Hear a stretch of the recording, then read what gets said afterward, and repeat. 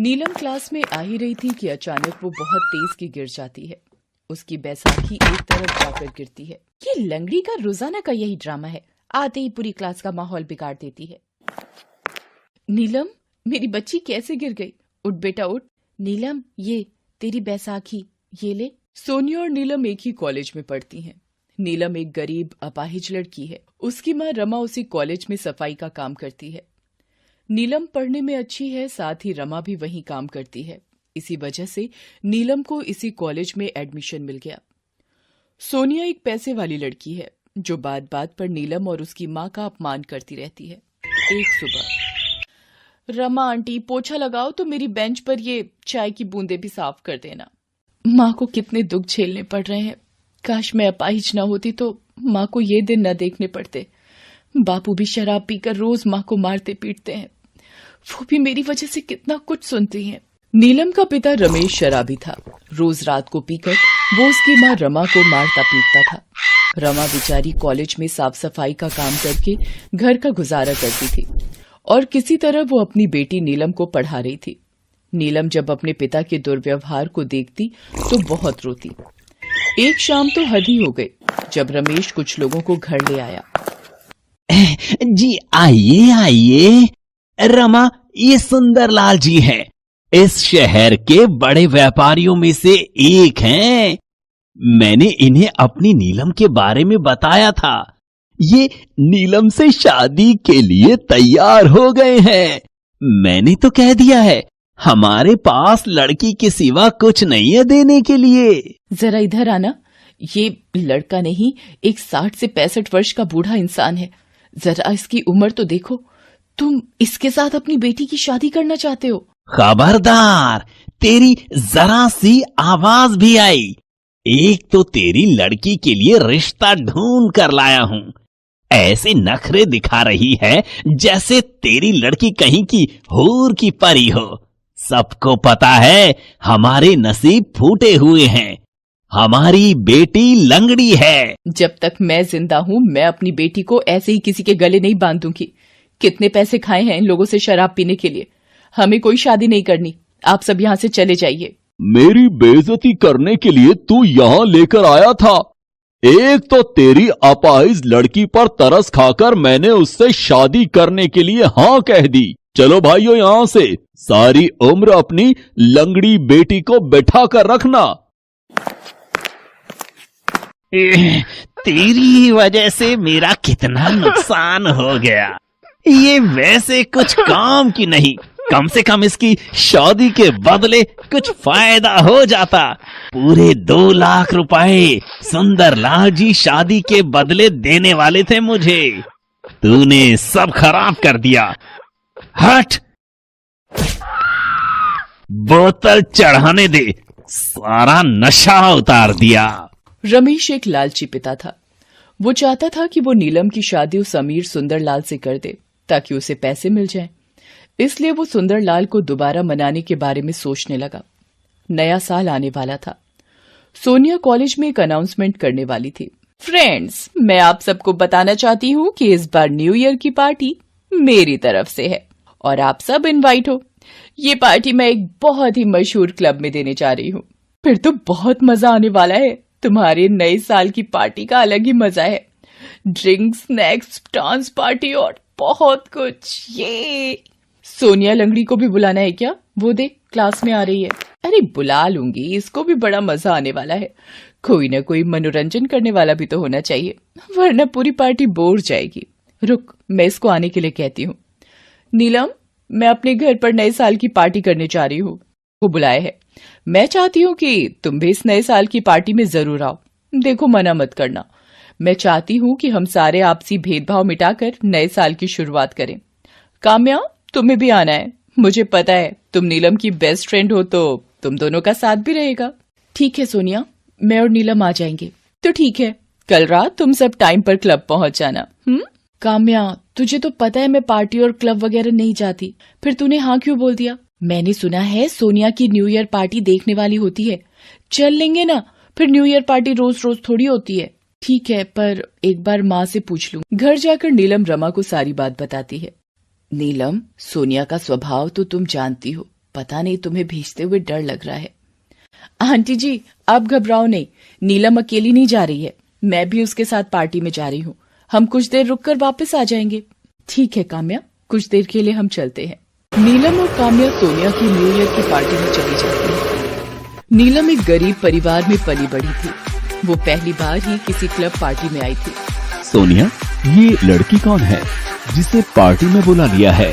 Monty तुम देखते जाओ, पार्टी का मजा दुगना करने के लिए ही इसे यहाँ बुलाया है। काम्या मैं कुछ देर यहाँ बैठ जाती हूँ, तुम मेरी चिंता मत करो, तुम दोस्तों के बीच एंजॉय करो। ठीक है, फिर मैं थोड़ी देर में सबसे मिलकर तेरे पास आती हूँ, तू यहाँ बैठ जा। इतनी देर में सोनिया माइक पर अनाउंसमेंट करने लगती है। फ्रेंड्स, जैसा कि आपको पता है अगले 1 घंटे में हम सब नए साल में एंटर करेंगे, तो अभी सब लोग डांस फ्लोर पर आएंगे और झूम कर नाच कर नए साल का स्वागत करेंगे। सब लोग आ चुके हैं, म्यूजिक प्लीज। नीलम तुम वहाँ टेबल पर क्या कर रही हो? तुम डांस करने नहीं आ रही क्या? अरे सोनिया, भूल गई, ये तो लंगड़ी है, ये ठीक से खड़ी भी नहीं हो पाएगी और तुम इसे नाचने के लिए बोल रही हो। ओह, मैं तो भूल ही गई। सॉरी नीलम, तुम तो डांस कर ही नहीं सकती। सो फ्रेंड्स, आप लोग डीजे पर ड्रिंक्स और पार्टी के साथ म्यूजिक एंजॉय कीजिए। मोंटी मेरे लिए एक ग्लास ड्रिंक बनवा लाओ प्लीज। ये मुझे ऐसे समझती है जैसे इसके बाप का नौकर हूँ। इसे सबक सिखाना ही पड़ेगा। ये गई नशे की गोलियां ड्रिंक में। सोनिया तुम्हारा ड्रिंक। मोंटी मुझे चक्कर आ रहे हैं। आओ कुछ देर रूम में चलते हैं। ये इस लड़के ने सोनिया की ड्रिंक में क्या मिलाया था और ये ऊपर कहाँ जा रहे हैं? मुझे कुछ गड़बड़ लग रही है। मोंटी मेरी आंखों के आगे अंधेरा आ रहा है, तुमने मेरी ड्रिंक में कुछ मिलाया है क्या? बस कुछ ही देर की बात है सोनिया, फिर तुम मेरी बाहों में होगी। ये क्या कह रहे हो मोंटी? मुझे छोड़ो मुझे। अरे इतनी मुश्किल से तो मेरे हाथ में आई हो, कैसे छोड़ दूं? बहुत दिनों से तूने मुझे अपना नौकर बना कर रखा हुआ था। आज मैं तेरे से अपना बदला लेकर ही रहूंगा। मैं तुझे कहीं का नहीं छोड़ूंगा। ये तो सोनिया है और ये मोंटी इसके साथ क्या कर रहा है? मुझे सोनिया को बचाना होगा, पर मैं क्या करूं? नीलम सोनिया को बचाने के लिए अपनी बैसाखी से पीछे की खिड़की तोड़कर किसी तरह अंदर आ जाती है। सोनिया भागकर नीलम के गले लग जाती है। नीलम अपनी बैसाखी से मोंटी पर वार करती है। इतनी देर में सोनिया कमरे का दरवाजा खोल देती है और होटल स्टाफ शोर सुनकर अंदर आ जाता है।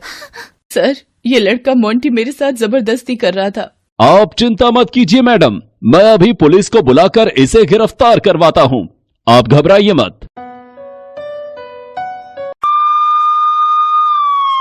सोनिया तुम ठीक हो ना? नीलम, आज तुम्हारी वजह से भगवान का शुक्र है मैंने मोंटी को तुम्हारी ड्रिंक में कुछ मिलाते देख लिया।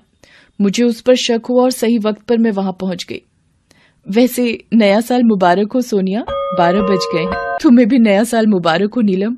मैंने तुम्हारा हमेशा अपमान किया, मुझे माफ कर देना। सोनिया, पिछली सारी बातें भुलाकर अब नए साल में नई खुशियों का स्वागत करो। अगले दिन सोनिया नीलम को लेने उसके घर जाती है।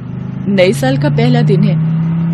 मैं सोच रही हूँ नीलम ने मेरी बहुत सहायता की है, उसे आज साथ में कॉलेज लेकर जाऊंगी। अरे ये तो पापा की गाड़ी है, ये नीलम के घर के बाहर कैसे? सुंदरलाल जी, अब नीलम मना नहीं करेगी। हमें आपके साथ हमारी बेटी नीलम का रिश्ता मंजूर है। आप सगाई की अंगूठी नीलम को पहना दीजिए। पापा शादी करने वाले हैं, वो भी मेरी सहेली नीलम के साथ? पापा, आपको शर्म आनी चाहिए अपनी बेटी की उम्र की लड़की के साथ। छी छी पापा। नीलम, मेरे होते हुए अब तुम अपाहिज नहीं रहोगी। मैं तुम्हारे पैरों का इलाज करवाऊंगी। और पापा, आप यहां से चले जाओ तो ही अच्छा है। और आप नीलम के पिता होकर अपनी ही बेटी की पैसों के लिए किसी के साथ भी शादी कर रहे हो, शर्म आनी चाहिए आपको भी। सोनिया, मुझे ये शादी नहीं करनी, मुझे पढ़ाई करके नौकरी करनी है ताकि अपनी माँ की देखभाल कर सकूं। नीलम सोनिया के गले लगकर रोने लगती है। कुछ दिनों बाद सोनिया एक अच्छे डॉक्टर से नीलम के पैरों का इलाज करवाती है। नीलम के पैर ठीक हो जाते हैं और वो अपने पैरों पर खड़ी होकर चलने लगती है। मानो सोनिया ने उसे नए साल का सबसे बेहतरीन तोहफा दिया हो। सोनिया बिटिया, आज मैं बहुत खुश हूँ। मेरी बच्ची फिर से चलने लगी है और ये सब तुम्हारे कारण हुआ है बिटिया। सोनिया, आज तुमने मेरी जिंदगी में बहुत बड़ा उपकार किया है। मेरे पैर ठीक हो गए।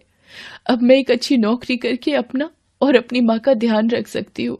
सोनिया की वजह से नीलम के पैर ठीक हो गए और कॉलेज की पढ़ाई के साथ साथ वो एक अच्छी नौकरी पर लग गई। रमेश और सुंदरलाल अपने किए पर बहुत शर्मिंदा थे, पर शायद अपनी अपनी बेटियों से माफी मांगने के लिए उनके पास हिम्मत ही नहीं बची थी। दिल्ली शहर में रमेश और टीना दोनों भाई बहन थे और उनके माता पिता एक बाढ़ के कहर का शिकार हो गए थे। उनके पास ऐसा कोई नहीं था जो उनका ख्याल रख सके। एक दिन वो दोनों खाने की तलाश में एक गली से दूसरी गली भटकते रहते थे। रमेश अपनी बहन टीना से बोलता है,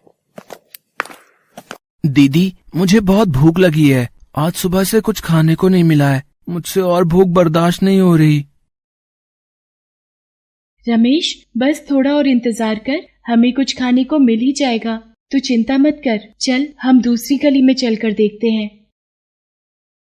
दूसरी गली के बाहर एक गेट लगा हुआ था। उसके पास ही एक चौकीदार बैठा हुआ था। रमेश और टीना गली के अंदर जा ही रहे थे, तभी उन दोनों को वहां बैठा चौकीदार रोकता है। अरे अरे, कहाँ जा रहे हो? हैं? चलो निकलो यहाँ से, चलो। अंकल, हमने सुबह से कुछ नहीं खाया है, हमें अंदर जाने दो, क्या पता कोई हमें खाना दे दे। अरे यहाँ भीख मांगना मना है। चलो चलो, जाओ यहाँ से। दोनों बच्चे उदास होकर वहां से चले जाते हैं। तभी वो दोनों बच्चे चलते चलते एक घर के बाहर पहुंचते हैं। वहां एक महिला थी। माताजी, कुछ खाने के लिए दे दो ना, बहुत भूख लगी है। मेरे भाई ने कल से कुछ नहीं खाया है। चलो चलो भागो यहाँ से, पता नहीं कहाँ कहाँ से आ जाते हैं, इनका तो काम ही यही है। वो औरत भी उन दोनों को कुछ नहीं देती और अपने घर से भगा देती है। रमेश भूख से बेहाल हो रहा था। सुबह से चल चल कर थक गया था। चलते चलते वो दोनों एक बड़े से घर के सामने आकर रुक जाते हैं और आवाज लगाते हैं, सुनिए, कोई हमें खाना खिला दो। सुनिए, घर में कोई है क्या? क्या कोई हमें खाना दे सकता है? हमने कल से कुछ नहीं खाया है। तभी उनकी आवाज सुनकर एक लड़की घर से बाहर आती है। अरे, कौन हो तुम और ऐसे भीख क्यों मांग रहे हो? तुम्हारे माता पिता कहाँ हैं? उस लड़की की बात सुनकर दोनों बच्चे उदास हो जाते हैं। हमारे माता पिता नहीं रहे, हम दोनों अकेले हैं, इसलिए हम भीख मांग रहे हैं। क्या हुआ आपके माता पिता को? हमारे गांव में 2 दिनों से बहुत तेज बारिश हो रही थी और पास ही बने बांध में पानी का स्तर भी बहुत बढ़ गया था। इसी कारण मेरे पिता ने मेरी माता से कहा था, सरला, हमें जल्दी ही इस गांव से निकलना होगा। पानी का स्तर बहुत तेजी से बढ़ रहा है। मैंने सारा सामान बांध लिया है, हमें अब यहाँ से निकलना चाहिए। टीना बेटा, तुम अपने पिताजी के पास जाओ, रमेश को मैं उठा लूंगी। सभी गांव वाले अपने अपने घर छोड़कर जाने लगे थे। पानी का स्तर बहुत तेजी से बढ़ रहा था। मोहन और सरला अपने बच्चों को लिए आगे बढ़ रहे थे। तभी उनके पास एक बोट आती है। देखिए, अभी बोट में बैठने के लिए कोई जगह नहीं है, आप दूसरी बोट का इंतजार करिए, ठीक है? पानी का स्तर बहुत बढ़ गया है साहब, आप हमारे बच्चों को ही बस बैठा लीजिए। वो सिर्फ हम दोनों को ही बोट में बिठा लेते हैं, हमारे माता पिता वहीं रह जाते हैं और हमारी बोट जैसे ही आगे बढ़ती है, दूसरी ओर गांव में बना हुआ बांध टूट जाता है और पानी का सैलाब सबको अपने साथ बहा कर ले जाता है। उसी बाढ़ में हमारे माता पिता भी बह गए थे। अभी हमारे पास ना तो घर है और ना ही खाने के लिए खाना। अच्छा, तुम दोनों यहीं रुको, मैं तुम्हारे लिए कुछ खाने के लिए लाती हूँ। ये कहकर वो लड़की घर की ओर खाना लेने चली जाती है। रमेश और टीना वहीं घर के बाहर बैठकर उस लड़की के आने का इंतजार करते हैं और तभी उस घर में एक गाड़ी आती है और उस गाड़ी में से एक महिला बाहर निकलती है और जैसे ही वो रमेश और टीना को देखती है, वो गुस्से में तुरंत ही चिल्लाते हुए बोलती है, कौन हो तुम और यहाँ मेरे घर के आगे क्यों बैठे हो? निकलो यहाँ से, पता नहीं कहाँ कहाँ से आ जाते हैं। वो महिला बहुत ही अमीर और घमंडी थी। जी, हमें भूख लगी है, वो दीदी हमारे लिए खाना लेने के लिए अंदर गई है। ये काव्या भी पता नहीं किस किस को बिठा लेती है। तुम दोनों उठो और भागो यहाँ से जल्दी से। वो औरत रमेश और टीना की कोई बात नहीं सुनती और उन्हें वहाँ से भगा देती है। तभी वो लड़की काव्या खाना लेकर घर से बाहर आती है और वो देखती है कि वो दोनों बच्चे तो वहाँ हैं ही नहीं। अरे, वो दोनों बच्चे कहाँ चले गए? तो फिर वो अपनी माँ को देखती है। काव्या अपनी माँ से पूछती है। माँ, भी इधर 2 बच्चे थे, वो दोनों कहाँ गए? क्या आपने उनको देखा है? बेचारे 2 दिन से भूखे थे, उनको बहुत भूख लगी थी। मैंने तो उन्हें यहीं बैठने को कहा था, पता नहीं कहाँ चले गए। मैंने उन दोनों को यहाँ से भगा दिया। तो ऐसे किसी की भी बातों में मत आया कर। तुम्हें ये कितनी बार समझाया है, ये सिर्फ गरीब दिखते हैं, लेकिन ये बहुत चालाक होते हैं। मौका मिलते ही चोरी करके रफू चक्कर हो जाते हैं।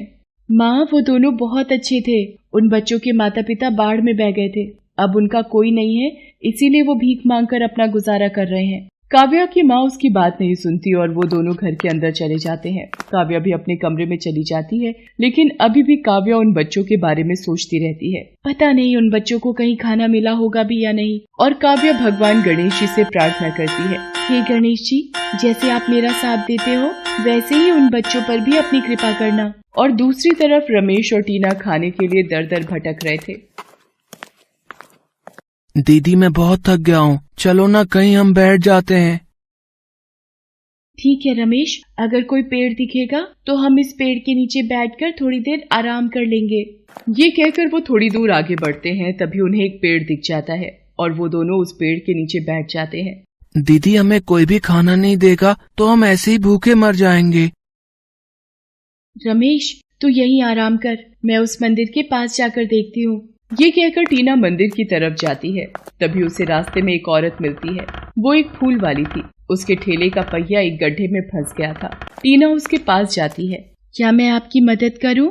हाँ बेटा, मेरे ठेले का पहिया इस गड्ढे में फंस गया है, तुम मेरे साथ इसको धक्का लगवा दो। टीना उस औरत के साथ ठेले पर धक्का लगवाती है और ठेला गड्ढे से बाहर आ जाता है। धन्यवाद बेटा, क्या नाम है तुम्हारा? मेरा नाम टीना है आंटी। क्या आपके पास कुछ खाने के लिए है? मेरा भाई बहुत भूखा है। बेटा, अभी तो मेरे पास कुछ नहीं है। क्या तुम यहाँ अकेले हो? हाँ, हम दोनों भाई बहन ही एक दूसरे का सहारा हैं।